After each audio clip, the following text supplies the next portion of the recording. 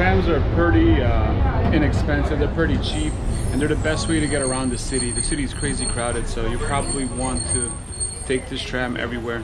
It's about maybe 4 marks to go back and forth, so about 2 marks. Oko 2 marke, marka je 80 u jednom pravcu, marka 60 u drugom pravcu, znači izađete možda, so it's about maybe like $2 for to go somewhere and to come back, so both ways it's around $2. Super cheap.